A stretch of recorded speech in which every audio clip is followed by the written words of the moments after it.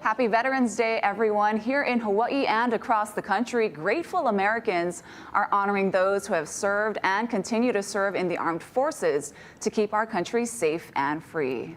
Now, there are parades and tributes being held across the islands. Dylan Ancheta begins our coverage from Wahiawa. Aloha from the heart of Wahiawa, where earlier today we got to witness the 78th annual Wahiawa Lions Veterans Day Parade. The theme today was honoring guardians of our freedom, and of course the big message was a mahalo to the veterans. Multiple community groups came together, from marching bands, vintage car drivers, along with branches of the armed forces. People lined the streets here in Wahiawa to celebrate our veterans and throw a shaka and say mahalo to all of the participants in the parade. And while the morning started off with a bit of rain, it all stopped right before the parade started, and it turned out to be a beautiful day. The parade stretched from Wahiawa District Park and went all the way down to Ka'ala Elementary School. Now, this is the 78th year of this event, and so many people are always happy to see it happening here through the heart of Wahiawa. We spoke to some veterans who talked about the heated political climate in our country and shared a message for unity. Here's what they said. No matter what's going on, we live in the greatest nation, and to be able to defend that is one of the proudest things that I can say that I've ever been a part of.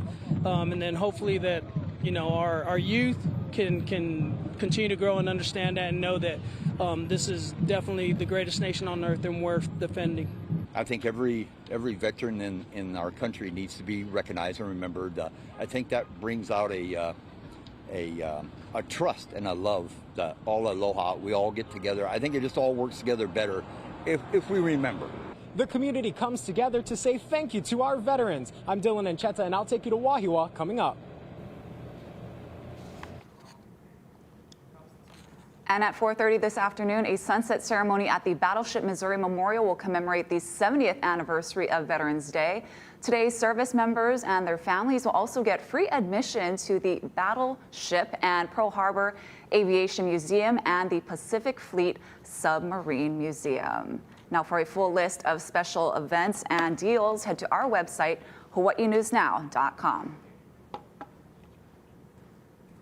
Our nation's capital is honoring our military heroes, and President Biden delivered his final Veterans Day speech as president. Natalie Brand has more from the World War II Memorial in Washington.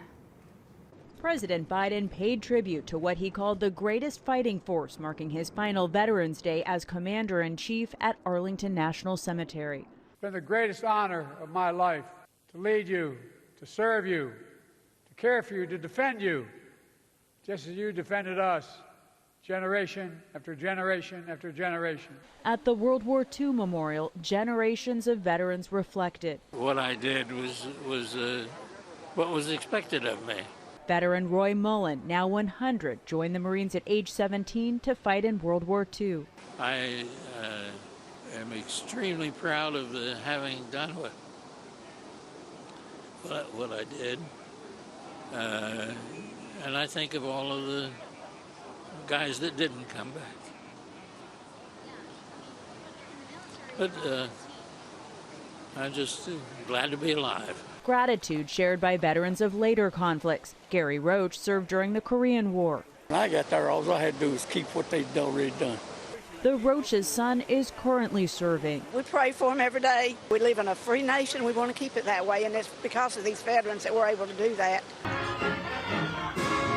A day to show gratitude for the year-round service and sacrifice of military families past and present. Natalie Brand, CBS News, Washington.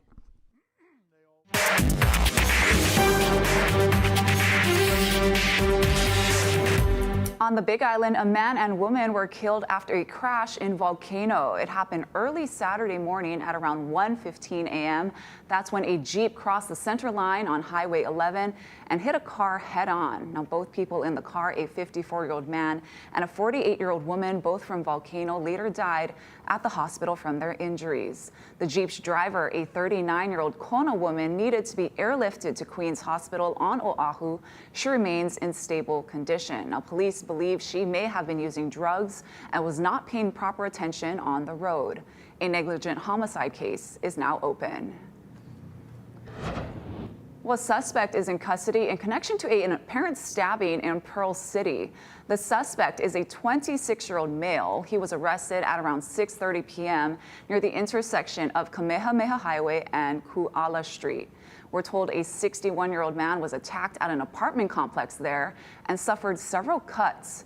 He was rushed to the hospital in serious condition. Charges against the suspect are pending. The convicted bribery scheme mastermind known as Fat Leonard has been sentenced to 15 years in prison. Leonard Francis's decade-long scheme involved dozens of Navy officers, including David Haas, a retired captain from Kailua who is currently serving a 30-month sentence. Now, Francis, a one-time Malaysian defense contractor, bribed naval officers in exchange for classified information about ship movements, which he then used to win Navy contracts.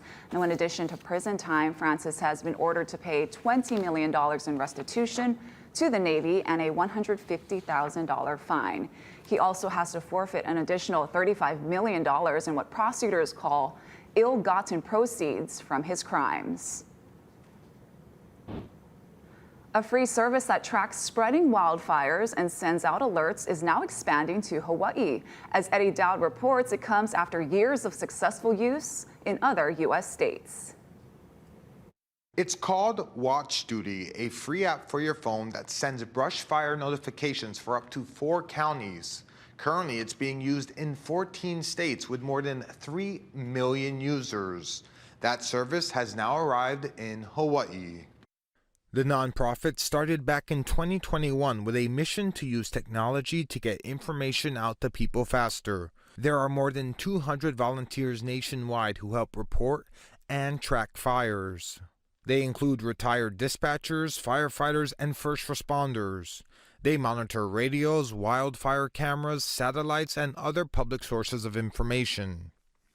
Here in Hawaii, Watch Duty will have access to 20 cameras contracted by Hawaiian Electric Company, which are being used across the state to detect smoke and other signs of fires. 60 more cameras are expected to be operational in the next 12 months. It's about giving people extra time to make actionable decisions. Like folks that live on a 1-lane road can safely evacuate before there's some huge congestion. It gives you that extra time when seconds count. VP of Operations Nick Russell says requests for the service to expand to Hawaii have skyrocketed after Maui's deadly August 8 fires. He believes Watch Duty can make a difference in the future fires and points out that their notifications in other states have sometimes gone out before government alerts. There was a fire in the Reno, Nevada area, and there was a gentleman and his daughter who were eating lunch at a diner. They got a wildfire notification from Watch Duty. They left the diner, they got to their house, they gathered their irreplaceable things, and as they left, their home burned down. The app also features a paid subscription that allows users to track more than 4 counties. That premium service also allows users to track planes and helicopters being used to fight fires. Now, there is no sign-up needed for this app. You just download it in the App Store under Watch Duty. The company is also calling for volunteers here in Hawaii. We have more information on our website. Eddie Dowd, Hawaii News Now.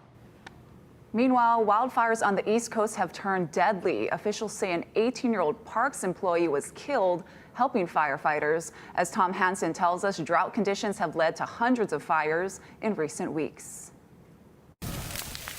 The Jennings Creek fire in New Jersey has scorched 3,000 acres and has threatened dozens of buildings. The scent of smoke and reports the fire is close, prompting some local residents to leave. My neighbor said he saw some flames like by the side of the road and everything, so it's time to go. The fire fueled by a record-setting drought in the region that has caused 537 wildfires since October 1st. That's roughly 500 more fires than we had this same period last year. And now those wildfires turning deadly. Dario Vasquez, an 18-year-old New York State Parks employee, was killed by a falling tree while helping to contain part of the Jennings Creek fire. We got the chills, and I just can't believe an 18-year-old kid would risk his life for our houses and everyone here. So honestly, it was devastating. Since Friday, a number of fires have broken out across New Jersey and parts of New York, some even visible from Manhattan's skyline, and one blaze even took over sections of this Brooklyn park. Wildfires also erupted near Reading, Pennsylvania, and just north of Boston, this one in Lynn, Massachusetts, is burning more than 400 acres. Oh, this is so sad. And officials are going to be watching this area very closely because wind gusts today are expected to reach up to 20 miles an hour. Those dry conditions are also expected to stretch over the next several days. So firefighters like the ones behind me are standing by to jump in if needed. Tom Manson, CBS News, Hewitt, New Jersey.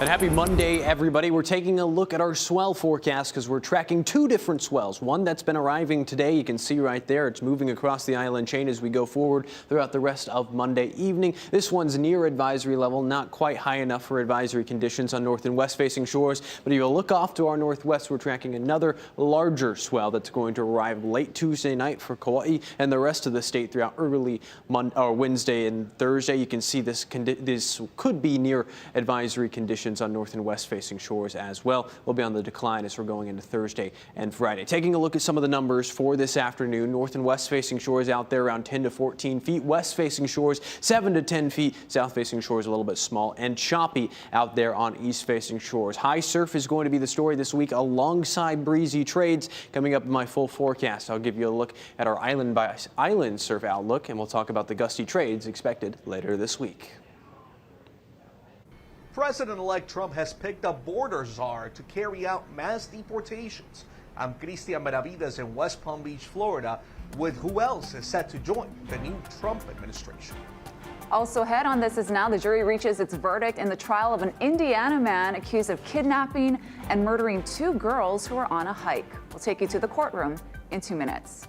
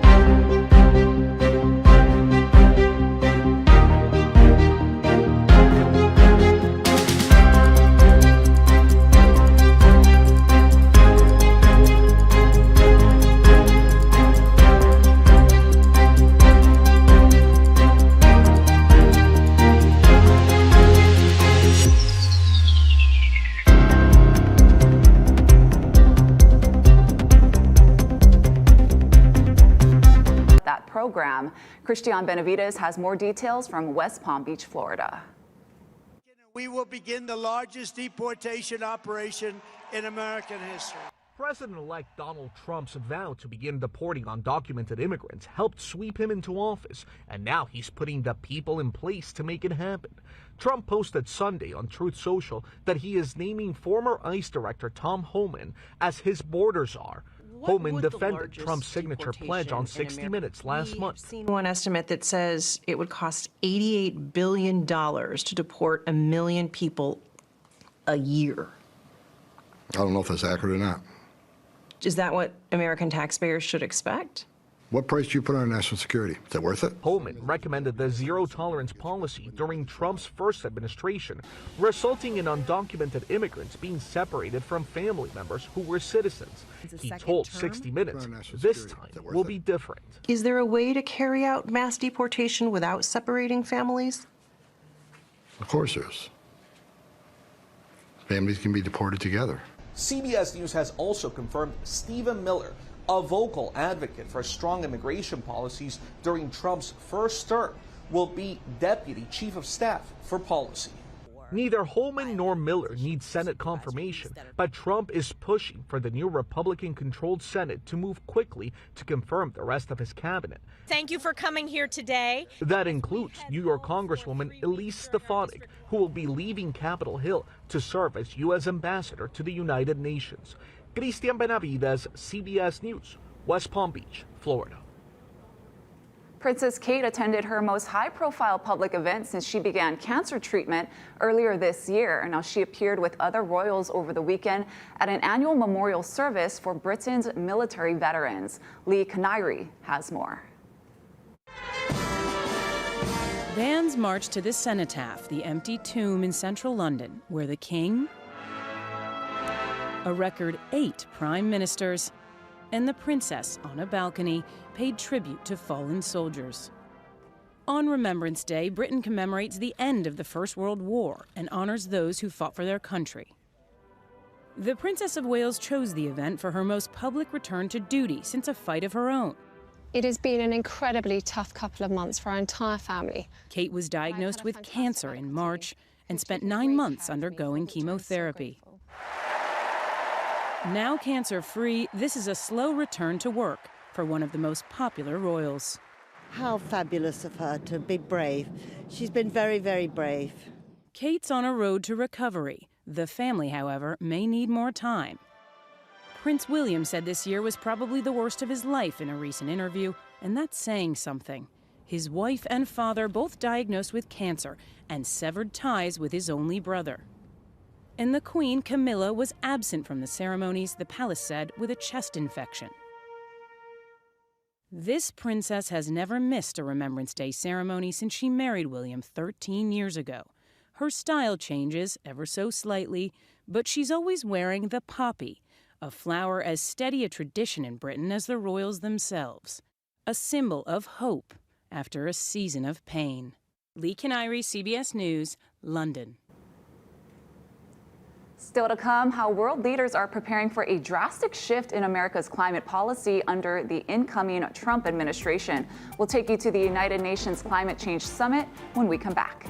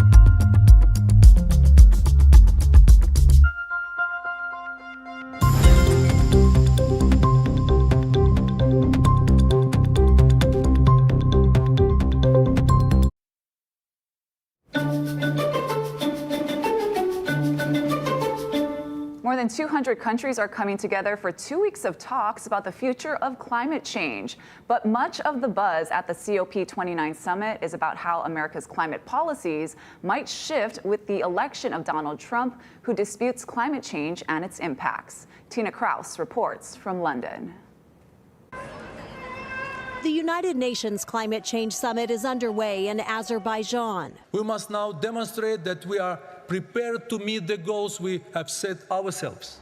COP29 kicks off as most nations have failed to deliver on last year's promise to phase out coal, oil, and gas, and as Earth is on pace for a repeat of the hottest year on record. The reason this is important is because it truly brings the world together. Nearly 200 countries are represented to advance climate action. The United States is now producing more oil than any other country has ever, a pattern poised to escalate when President-elect Donald Trump takes office. Trump famously called climate change a hoax. We're getting out. During his first term, pulling the U.S. out of the Paris Agreement, a global treaty to reduce planet-warming emissions. President Biden rejoined when he took office. It is clear that the next administration will try to take a U-turn and reverse much of this progress. U.S. climate envoy John Podesta says America's climate policy is likely to pivot sharply under Trump, but believes there will still be progress. The work to contain climate change is going to continue in the United States with commitment and passion and belief. Climate finance is the driving force at this year's conference, with the UN saying richer nations may need to shell out at least $1 trillion a year to help developing countries combat and cope with climate change. Tina Kraus, CBS News, London. Now, First Alert Weather with Drew Davis. And happy Monday, everybody. The main weather story this week is going to be high surf and gusty trade winds out there. We're expecting stronger trades on the back half of this week, and we're already starting to see some of that high surf out there on north and west facing shores. I do want to walk through some of the things that we're expecting this week. So let's take a look at our First Alert checklist. Right now outside, we're seeing easterlies around 18 miles per hour out of the east, and then it's around 85 degrees, some clouds in the sky, but some sunshine out there as well. Here's what you need as you're going throughout the rest of this week. You're going to need some shades because there's still some sunshine out there. You'll need your surfboard if you're going surfing on north and west facing shores. Umbrella not as necessary this week as it was last week. You'll definitely need it if you're over on the windward side of each island, seeing a couple of showers out there. Right now, our winds out of the east in town around 18 miles per hour. Still breezy out there. We're going to continue to see breezy trade winds even into the overnight hours of tonight as we go into Monday night into early Tuesday morning. Still between 10 to 15 miles out of the east, and as we're going into the overnight hours, that's typically when we see winds dip a little bit. So it's still breezy out there overnight, and then relatively breezy throughout Tuesday out of the east northeast. As we're going into Wednesday, Thursday, and Friday, they'll be even stronger. We could see some winds gusts potentially reaching 30 to 35 miles per hour during the back half of this week. We have a small craft advisory up over the eastern half of the state. That's going to continue until 6 a.m. on Wednesday. It will likely be extended further towards the west as we see these breezy trades back in the forecast. Your surf and shoreline forecast, we already took a look at it, but I want to remind you north and west facing shores are on the rise. We're right below advisory level criteria out there. That's for a Monday afternoon. Taking a look at your island by island surf outlook, a little bit larger on Kauai, Oahu, and Molokai compared to Maui and the Big Island on north facing shores. But again, we've got two different swells that are approaching. Your First Alert 7-day forecast, Wednesday, Thursday, and Friday are all lit up in red. We're going to be seeing some breezy conditions as we're going forward this week, so make sure to be aware that it's going to be windy throughout the rest of this week.